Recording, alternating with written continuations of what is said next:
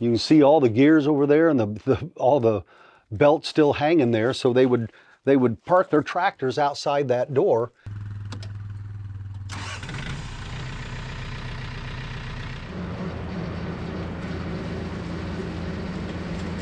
Hey, it's Brock here with Rock Hill Farms, and today we're going to take a look at an older John Deere tractor. Plus I've got some channel news, and we're going to show you some interesting old equipment that is out of service, but probably something you've never seen before. So what we've got behind us is a John Deere 970.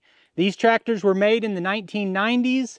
I believe they were all manufactured by Yanmar. This particular machine, it's a 1995. It's a 970, obviously with a 440 loader on it, 33 horsepower. It can carry about 880 pounds, I guess. I've got a bush hog on it, and that's basically what I do with it. It doesn't have a quick attach hitch, so I've got a bucket. Whatever I can do with a bucket, that's what I do. But it would be great to put a quick attach on there and a third function, and this thing could be a happening little tractor. This came with the farm when I got it. Belonged to in my family, and my uncle had this tractor. He put 100 hours on it in the last almost 20 years, and I've put another 100 on it just in the last 6-8 months.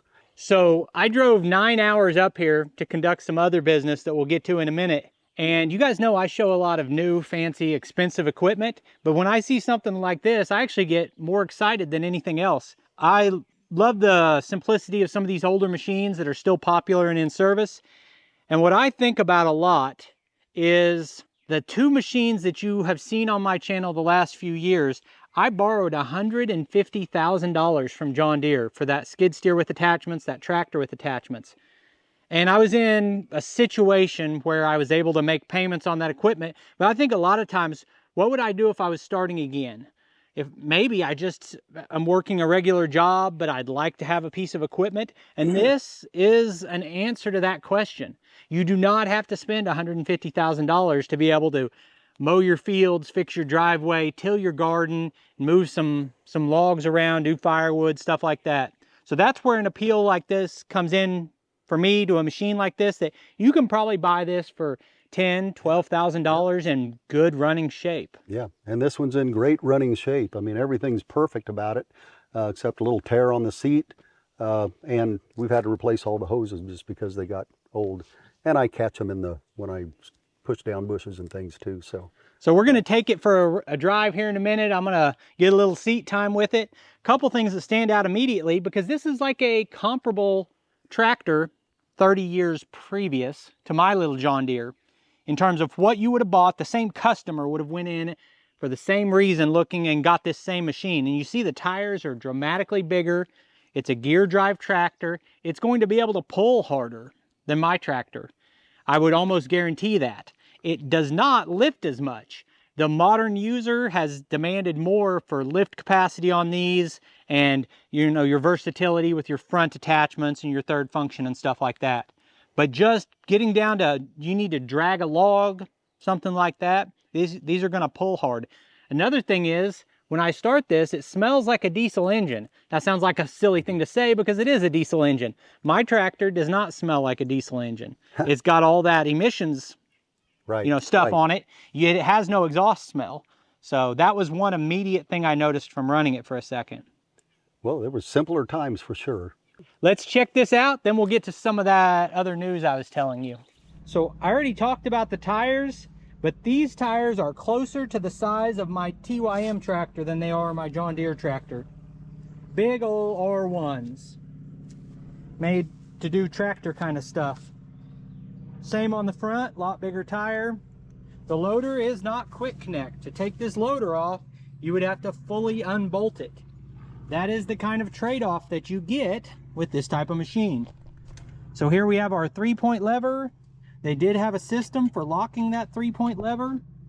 Here's your differential lock. You've got split brakes here. This is a foot throttle, which is kind of handy. This is your manual throttle. Got a parking brake.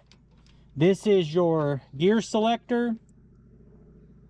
This is still a raise and lower speed control on your 3-point. There you have your PTO engage. Here's your range selector, and the 4-wheel drive lever is right over there. Now there's going to be a lot of you watching it who've put real hours on a machine like this. Leave in the comments what you think of this model of tractor and how it compares to the modern versions that are available. So here we have a John Deere 513 brush cutter. Looks like a 5-footer.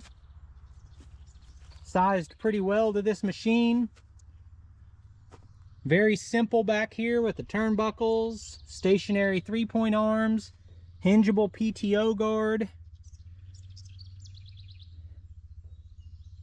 Obviously no rear remotes. It did have a little tiny toolbox.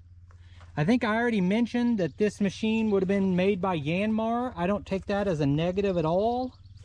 The engines in the modern John Deere tractors are still made by Yanmar. You can see down here your hydraulic hoses, got your smokestack, a little bit smaller bucket.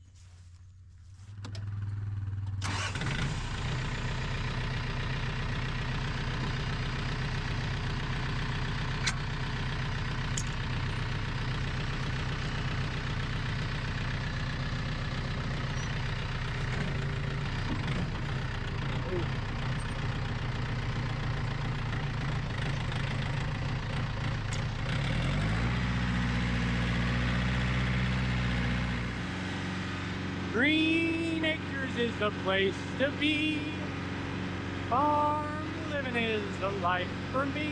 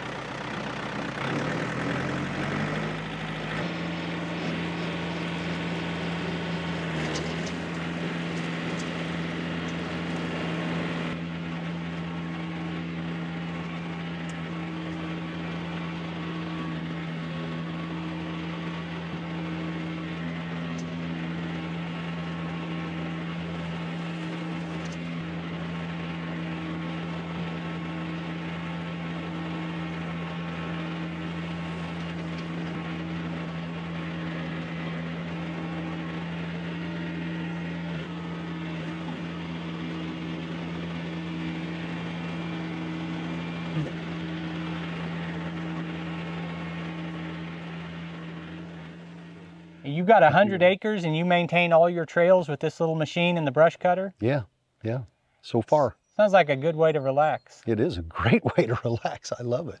All right, let's head back up and take a look at a couple other things. I told you I had 2 more stories to tell today. So this is something interesting I've never seen before. I'm going to let Mike tell you what we're looking at. Okay, this place used to be, it was called Barkus Orchard. In fact, the road was called Barkus Orchard Road, and it was in about 1900 to, I don't know, maybe 1949. A guy named Sam Barkus, I think he died in an accident in the late 40s, and that's how the orchard ended. No more trees. It's all grown up now, and other trees. But this has remained. This is a cider press, and it's fascinating. We've researched it, tried to figure out how it all works, and I think we've got it figured out for the most part. However, it's in a dilapidated building, and if you are able to see closely enough, you can see that it's going to fall in pretty soon. I got a bunch of grandkids that hang around here. I don't want it to be falling on them. So I'm looking for a home for it. If any of you know of a living history museum or an orchard or somebody that might like to come and get this in central Indiana and take it away and restore it, it could be an awesome thing. For your orchard or whatever. I bet there's somebody out there, whether they see this video or not. Yep. I hate to see something just go to waste or be thrown away. I know. I'm a woodworker. I thought, well, if I have to tear it down, I would take all these, this wood and stuff and try to make, I don't know, apple bucket baskets or something that would to do with the orchard. Anyway. So how did it work? What did it run off of? It runs off of the PTOs. You can see all the gears over there and all the belts still hanging there. So they would park their tractors outside that door and hook all those belts up to PTOs. And that just turned all these gears up here. And they're selectable. The gears are selectable based on which of these you use, but anyway, it's rusted shut, but those would move back and forth. So to begin the process, the apples, they would dump apples in this chute right here. And you see the little screens up on the top, those don't go up there. Those sit down on the platform here, and they would, when we get to the other side, you can see some gears and hammers and things that crush up the apples on the inside of that, and then it comes down and it lands on these screens. Then they put a piece of cheesecloth or something on top of that, put another screen on, and then put more apples on there and put another cheesecloth and screen. So they pile those up, and then once it's all been crushed up and there's several layers of that, you see this here and this, there's another one on the other side. They would, oh, there's two of them on each side. They would put big posts in here, and 4 guys would crank this thing around, and the whole thing would turn around to where that would come over to this side, and then they re-engage the gears and use the different gears, and this thing just starts going down, and then it crushes the apples. And what I haven't figured out is where the juice goes. How do they get the juice? From that point, the apples have been turned to juice, but I can't figure out where it comes out. But anyway, it's a cool piece of history. Yeah. Whenever I see those, my 1941 John Deere has the belt shiv where you can run a belt implement off of it. I've always thought it would be fun to find something like that and run off of it. When I was a kid, I remember seeing that kind of stuff in action, I think when they were making molasses. So I'm in the middle of Indiana, and it's 9 hours from where I live, and I didn't make this drive to look at that cool old tractor or hear a story about an apple press. I came here to sell the skid steer, and it's definitely a bittersweet moment because I put a plan in place to reduce my debt. I talked about borrowing $150,000 for my 2 machines. I will now have less than $20,000 of debt and still have the equipment to do the work I need to do. And that's been my plan, but it is a painful thing to say goodbye to this machine. It's so capable and does such a great job at everything I need it to do. I'm really gonna miss having it. Well, it's a beautiful thing for me. I'm sorry that happened. What I'm worried about is that some of the viewers may have become attached to this and they might miss it too. So I'll put Mike's address and phone number in the description of the video if anyone wants to come visit the machine. There you go. That really won't be there. But so that's a big change. I'll no longer have the skid steer. I've got the big tractor, the small tractor, and the mini skid steer still.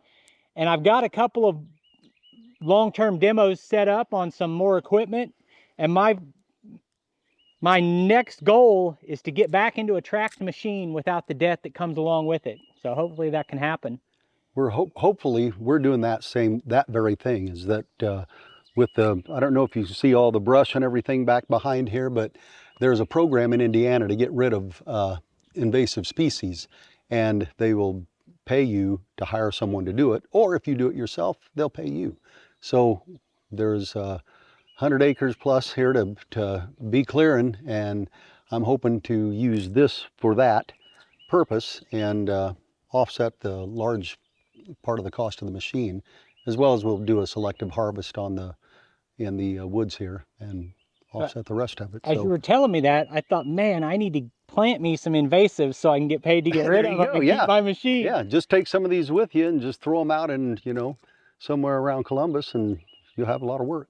So Mike's also bought a couple of my attachments, but I still have 3 or 4 skid steer attachments at the house. I'm gonna have a good time seeing if they'll run on the big tractor. But that's gonna wrap up this video. I appreciate you taking time to watch. I'll put links on the screen to a couple more of our videos, and I'll see you next time.